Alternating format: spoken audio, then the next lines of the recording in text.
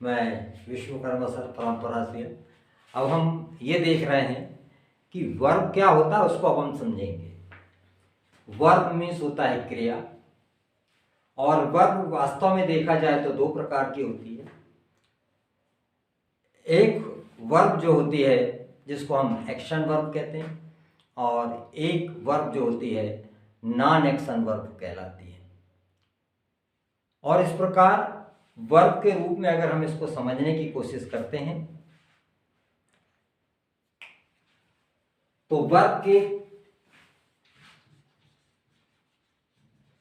Verb means क्रिया। इसका पहला रूप होता है प्रेजेंट,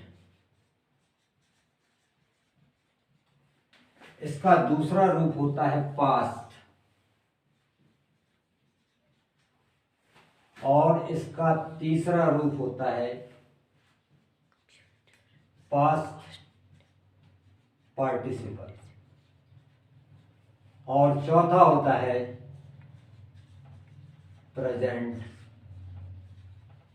पार्टिसिपल। एक सिंगुलर वर्ब होती है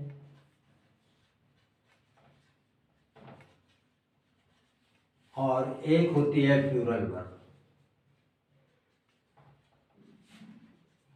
तो इस प्रकार हमको बताया जाता है कि प्रेजेंट मतलब होता है फर्स्ट फॉर्म,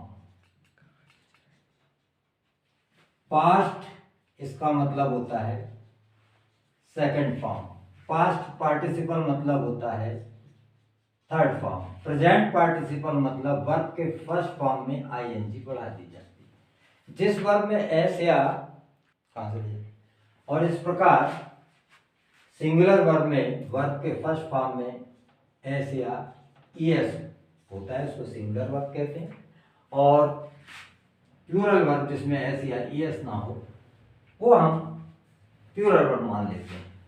जैसे अगर हम देखा जाए इज, इसका मतलब होता है और एम का मतलब होता है।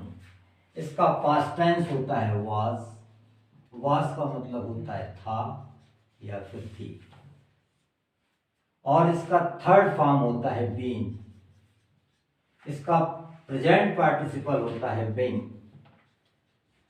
और इसका सिंगुलर वर्ब होती है इज और प्लूरल वर्ब होती है आर। ठीक इसी प्रकार आर मतलब होता है या फिर हो, इसका पास्ट टेंस होता है वर, इसका मतलब होता है थे या थी, इसका पास्ट पार्टिसिपल होता है बीन और प्रेजेंट पार्टिसिपल होता है बीन, इसकी सिंगुलर वर्ब होती है वाज और प्लूरल वर्ब होती है वर। ठीक इसी प्रकार अगर हम देखते हैं हैव और हैज, दोनों का मतलब होता है पास्ट में है, इसका पास्ट टेंस होता है हैड, इसका पास्ट पार्टिसिपल भी होता है हैड, और इस प्रकार दोनों के लिए प्रेजेंट पार्टिसिपल होता है हैविंग और इसकी सिंगुलर वर्ब होती है हैज और प्लूरल वर्ब होती है हैव। इस प्रकार दोस्तों ठीक इसी प्रकार जैसे हम लिखते हैं कम, इसका मतलब होता है आना, केम इसका मतलब होता है आया, और ठीक कम मतलब आ चुका, और इस प्रकार कमिंग जिस वर्ब के अंत में जब अगर ई है उसको हटा के आईएनजी का इस्तेमाल किया जाता है। और ठीक इसी प्रकार कम्स और कम ये सिंगुलर वर्ब मानी जाती है और इसको हम प्लूरल वर्ब कहते हैं। ठीक इसी प्रकार और भी शब्द हैं जैसे राइट, इसका सेकंड फॉर्म होता है रोट, थर्ड फॉर्म होता है इसका रिटर्न, और इस प्रकार इसका प्रेजेंट पार्टिसिपल होगा राइटिंग, इसकी सिंगुलर और होगी राइट, और इस प्रकार राइट। ठीक इसी प्रकार डू मीन्स करना, डिड किया, डन ठीक इसी प्रकार डूइंग सिंगुलर वर्ब होती है डज, प्लूरल वर्ब होती है डू। इसी प्रकार स्पीक बोलना, spoke spoken, speaking speaks speak. ठीक इसी प्रकार स्टडी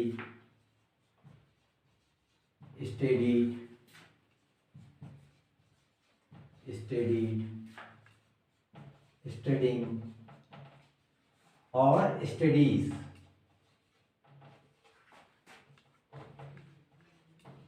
स्टडी स्टडी यानी पढ़ना। ब्रिंग लाना, ब्रॉट लाया, ब्रॉट ला चुका, ब्रिंगिंग ब्रिंग्स और ब्रिंग। इस प्रकार दोस्तों ये जो वर्ब है ये एक्शन वर्ब है। इसके पहले आपने देखा था is, are, am, have, has, ये नॉन एक्शन वर्ब कहलाती है। तो इस प्रकार हम आगे इसमें देखेंगे कि एक्शन वर्ब को हम कैसे सेंटेंस में बनाएंगे, नॉन एक्शन वर्ब को हम कैसे बनाएंगे, ताकि हम प्रॉपरली स्पीक कर सकें, बोल सकें, लिख सकें। ये आपके लिए बहुत ज़रूरी है फ्रेंड्स, इसलिए इसको आपको तैयार करना बहुत ज़रूरी है। और इसको आप बहुत अच्छे से तैयार करेंगे तो मैं समझता हूँ इंग्लिश आपके हाथों में है और आप ये मान के चलेंगे कि 100% आप इंग्लिश को समझ सकते हैं, बोल सकते हैं और आपको कोई प्रॉब्लम नहीं होगी। Thank you.